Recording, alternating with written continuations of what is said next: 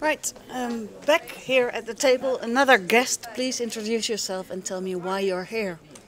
My name is Joshua Kauffman, and the reason I'm here is because I'm deeply involved in the growth of the Quantified Self community globally. So I'm part of a team of people who work on the Quantified Self. And work on the Quantified Self, that sounds a bit vague. Yeah. What do you mean exactly? It's interesting that you asked that because the Quantified Self describes an entire category of objects and devices and technologies, but it actually started here, inside a verified community of people. Some people call it a movement, and it started in 2007, and it has grown from an incredibly small group of people gathering regularly to talk about self-tracking into something which is worldwide. In over 90 cities, tens of thousands of people are doing it. So when I say that I'm working with or on the Quantified Self, I mean to say that my interests are perfectly aligned with the Quantified Self, but I also am a collaborator amongst many on the way that the Quantified Self grows into new chapters, into new personalities, taking on new capacities or new types of projects. Yeah. So does that mean you're actively trying to make it grow? It's funny you ask. It's not an active process. No? It isn't that the people who are the leaders of the Quantified Self community are actively engaging an expansion plan, like it's a franchised restaurant. Yeah, oh, we're going to Poland. The blueprint, and exactly. you say we move there, and then we move there. Like we're in Krakow, but Warsaw. That's our next target. Yeah, but it doesn't work like that. If you look at the way that the Quantified Self has grown, it's predominantly on organic growth. I have spoken to many of the chapter leaders, and a common story is, I went to an event. I went to a conference. I was in California or I was in Amsterdam, and something about the movement was attractive. There was an energy to it, and I also happened to be doing things that other people are doing. So I went back to my hometown of Stockholm, or I went back to my hometown of Brussels, and realized I can start a chapter. Yeah. And the cost of starting a chapter is nothing, and there's very little that dictates exactly how you conduct your chapter. So there's a lot of flexibility. So you have a lot of people here who are here of their own volition, of their own interest, and who go back and then try to translate the culture into something that is relevant for their own personal context. Yeah. What you see and hear when you walk around here, that it's still a movement with a lot of enthusiasm. Yeah. There's not a lot of talk about business models or money yet, or do you see that coming already? Certainly it's happening here. Yeah. I don't know if you've had an opportunity to, I'm sure you've been really busy here at the table, but I've seen a lot of what's happening, and there certainly are a type of segmentation of the global Quantified Self community amongst all the various interests. So you have academics who are thinking incredibly deeply about what is this new self and what does quantification have to do with it. You have business people. The people who develop the tools are oftentimes the people who want to develop those tools into businesses. Many of the tools are also open source and they don't have business models behind them. Or invented for people themselves. Absolutely. So there is a big business community that's there. Yeah. It's something interesting that happened recently was a very senior person from Google was giving a talk at Stanford, and one of the interviewers had asked him, so where do you get your ideas for new product development? And he said to this large audience, well, we just look at what the Quantified Self is doing.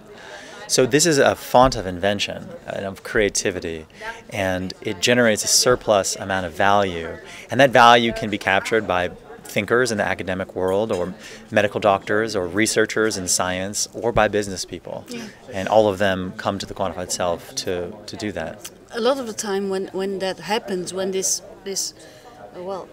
initial enthusiasm and creativity and new ideas are transformed into businesses, it causes some sort of friction. Most of the time the early adopters aren't too happy with that.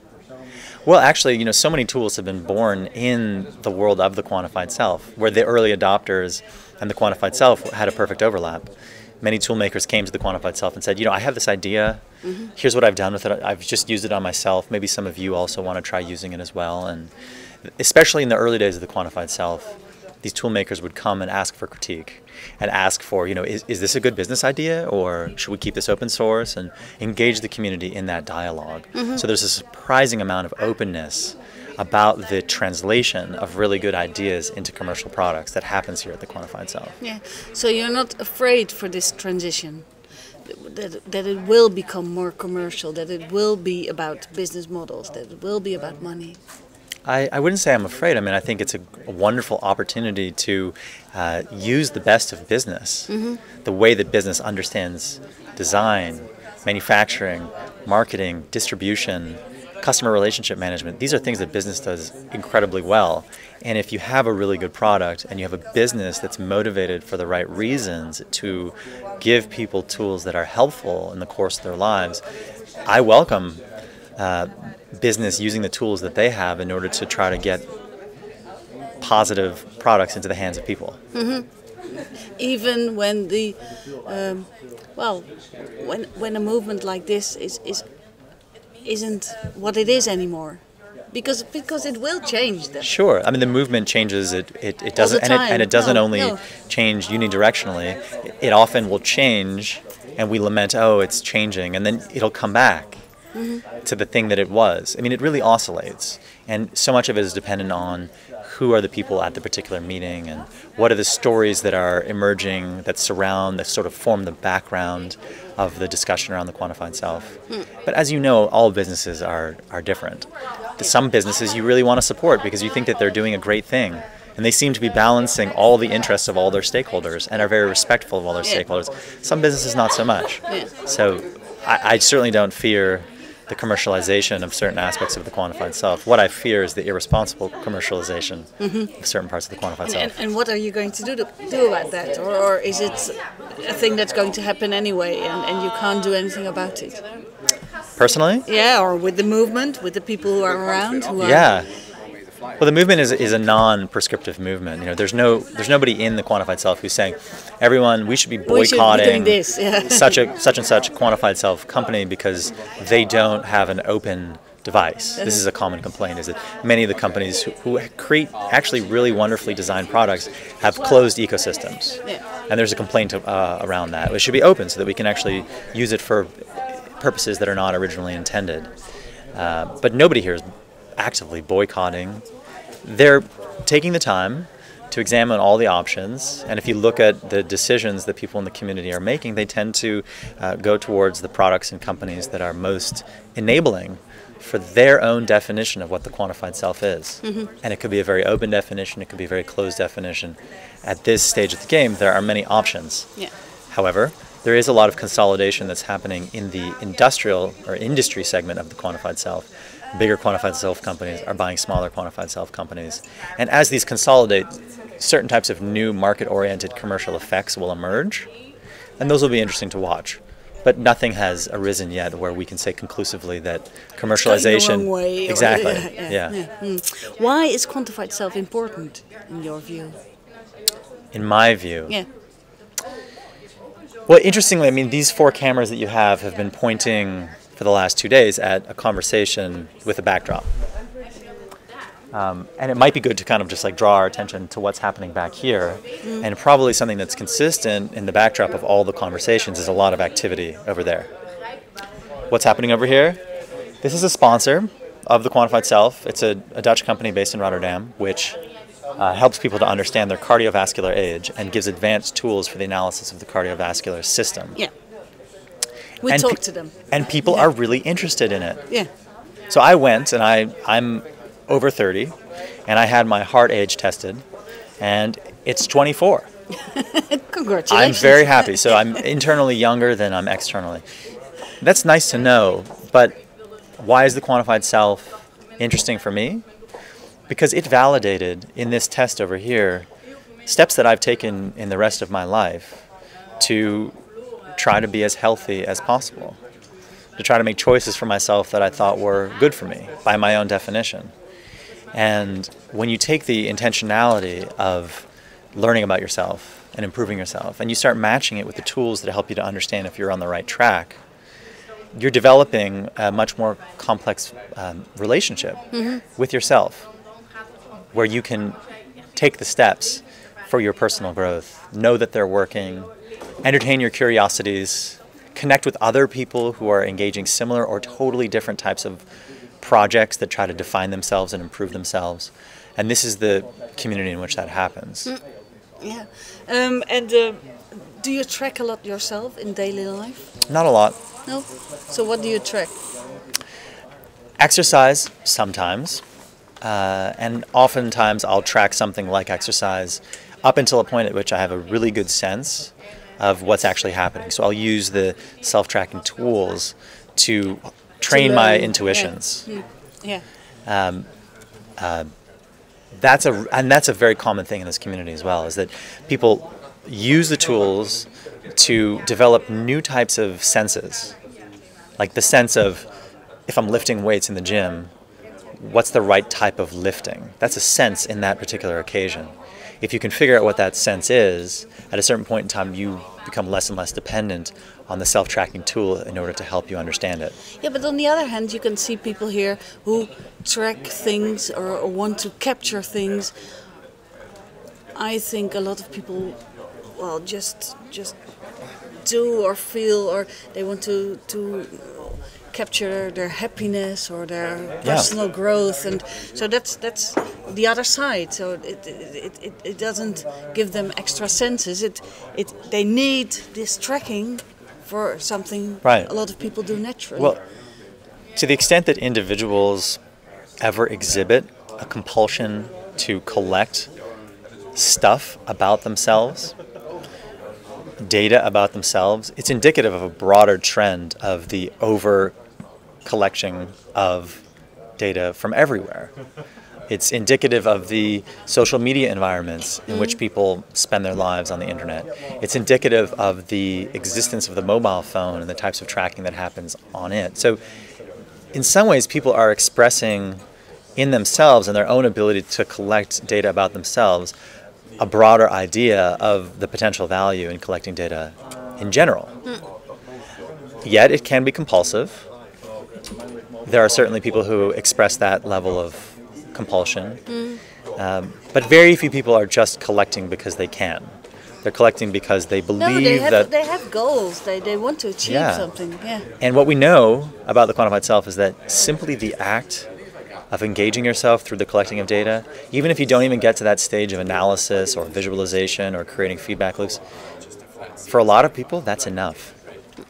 You could go further if you wanted to, but taking that first step into using the tools that are in the wider world, but to look at yourself, is itself a very positive step. Because it gives reassurance, or because it gives you some sort of form of control. It can be a form of control, but in the same way that meditation is a form of control. You know, meditation is a kind of anti-control. You have to clear yourself of certain things, and that requires control to do so. But a lot of people, I think, would liken it to the idea of mindfulness. The ability to be very self-aware in a calm and slightly distant way. To be able to be an observer for yourself. And that process of being an observer for yourself can help people to calm their internal dialogue, or to help people understand how they actually act, how they actually feel. It's a very successful technique in cognitive behavioral therapy and in positive psychology. And there is a parallel in the quantified self community, and creating a little bit of distance where you're looking at yourself from a distance is itself a way of keeping yourself honest, giving yourself insight, being critical in a positive way of yourself. Where is quantified self going? Which quantified self? Well, which are there? There are many quantified selves. I mean, if you look at if you just take the phrase, the quantified self, it describes many things. It started from Gary Wolf, who's here today, and Kevin Kelly, who unfortunately couldn't be here. They coined the phrase to describe a set of behaviors enabled by a set of tools. Those tools, even if they're not integrated into the quantified self community, are now being called quantified self tools. Whether or not the community of the quantified self calls them that, whether or not the tool makers or the companies behind them are involved in the quantified self, it's become a category. it's a descriptor for any kind of technology which generates data about the self, might give data back to the self. So that's one quantified self. But here we are in the context of an actual community of actual people who choose to come from far reaches of the earth to Amsterdam to spend 2 days together. That's another quantified self. Yeah. Well, I'm talking about the first. Where is it going? Are people, and I mean not just the people here, but the general public, are they going to do more, log more, collect more data and change their lives? Do you feel it's going that way? Well, we're in the Netherlands right now, so and I lived here for 4 years, so I'm in some position to be able to have a judgment on what happens here, but I also don't want to be so arrogant that I can say that the knowledge that I have in the Bay Area and in other places in the world is applicable to Europe or Africa or Asia or South America. So I can't say entirely. And I think it would be irresponsible for me to make a prediction. But what do you feel? What are your feelings about this? Of the quantified self as it could have a future? Yeah. As being bigger, as being more mainstream, as being... Well, you're asking about the industry category. It's hard for me to say because there's so many players in it. I would feel incredibly positively about the growth of this iteration of the quantified self as a movement because of what it represents. It isn't just that the people here are a bunch of self-trackers. The people here have two things: an interest in self-tracking and an interest in talking about it and in getting together. And an interest in meeting other people. Yeah. Of course, there's a social dimension, but figuring out what it all means. A quantified self company that brings a tool to a person asks them to, in many cases, just use the tool as it was intended. And that tool is not an external tool like a generator or a machine that achieves something for you in the outside world. It's a tool or machine that achieves something for you in your inside world. And that's a paradigm shift with regard to the products that are in the marketplace that people are using. When it gets so personal and when the products can cause internal changes, it really helps to have other people to talk to about it, who are actively wondering, what are these things doing to us? Is it the things that we want them to do to us? How could it be different? So you have here within this community very active trackers, but also a community that digests all of the innovations that the outside world brings into it, comes up with opinions about it, has an active and productive dialogue about it, and has a kind of character that it brings to it as well. And I think that to the extent that the quantified self will ask, the industry category of the quantified self will ask of people to track more, to use more devices that track more, that brings devices to people that track them without them even knowing about it, the necessity of the quantified self as a movement to discuss the effects of these technology on us is only going to increase. Is it for everyone, quantified self? Everyone. Well, everyone's a lot of people. Yeah. Well, is it for everyone? Is everyone? Do you think it can become really huge? It is becoming huge. We have tracking that is pervasive. If you step foot in any kind of sufficiently modernized city, you're engaging in some system of tracking. If you're using any kind of public transportation in a sufficiently developed or designed city, you're engaging in a process of tracking. If you're carrying a mobile device with you, if you're spending time on the internet, assuming that you're not protecting yourself in such a way that you're not being tracked, you're engaging in that system where another individual is tracking you, or they might be tracking you through a system that's been designed to track you. Everyone is going to be participating in large-scale, individualistic quantification. The question is, to what extent will those individuals also participate in rich, personally meaningful self-quantification? And even more importantly, to what extent are those large-scale systems that engage people in quantification going to share with individuals that quantification so that the benefits of quantification are shared equally between the individuals from which the data comes and the system in which all the individuals live together? That's the big thing. That's the long-term question. And you probably don't have an answer yet. That's what sharing time is for. That's why we continually come back, to check up on that question and to ask ourselves, how are we doing? Yeah, that's what it's the core of what it's about. Are we closer from that? Farther from that? Yeah. And things like privacy issues, insurance companies who can do things with data. Sure. Are those topics that are spoken about a lot? All the time. Yeah. Definitely. Because is it something that's worrying? You think? It's worrying if the terms of exchange are not fair. So if an insurance company has some ability to look at us and capture our data from a distance and then do something with it, and then use that in order to try to capture some profit in the marketplace, and we weren't involved in that process, and that can be worrying, that instance of that. But it's not worrying in the context of the community. The first talk, after Gary Wolf gave his plenary, which outlined the quantified self, the first talk had two individuals who mentioned things which are usually incredible social taboos. They talked about depression, death, suicide, controlled drug substances like MDMA, sadness, self-improvement, personal vulnerability, and they did this to kick off the Quantified Self conference.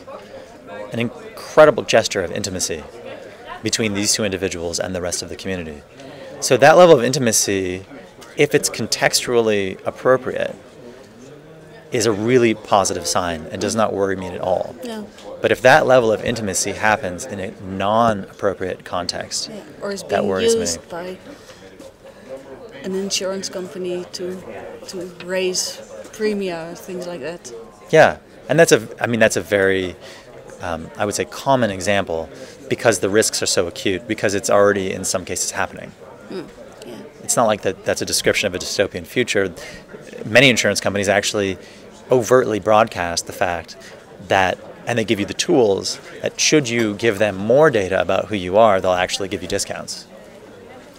Yeah. But on the other hand, they will raise the premiums for people who don't give them the data, probably.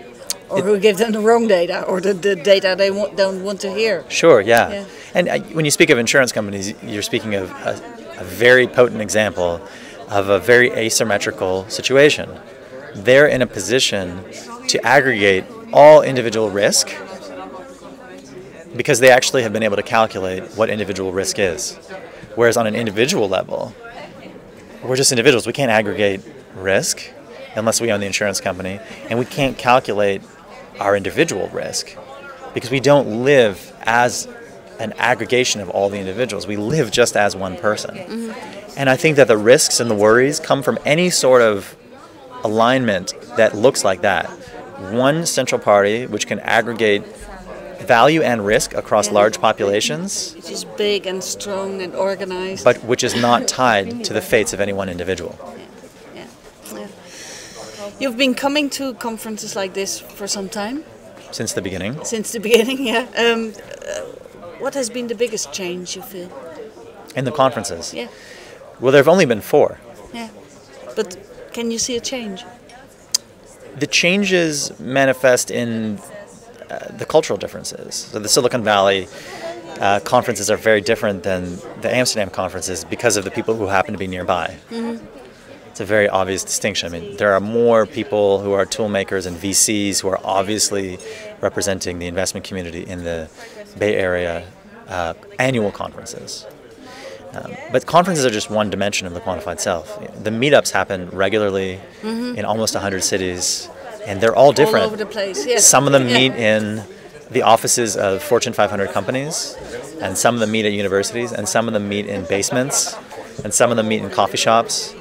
So there's an incredible diversity from chapter to chapter, and even from meeting to meeting in each chapter as well. Yeah. So you can't really speak about a change or a trend that's going on. I think not so much at the events, but in general, people are really well informed. I mean, you see people who know a lot of the arguments for and against certain technologies, who recognize the important background information to discuss certain technologies. A lot of these early hard conversations were worked out and are being passed along generations of people who are interested in the subject matter. So there's a lot of knowledge sharing that's happening inside the Quantified Self. And that's a good thing. A very good thing. Okay, thank you very much. You're welcome.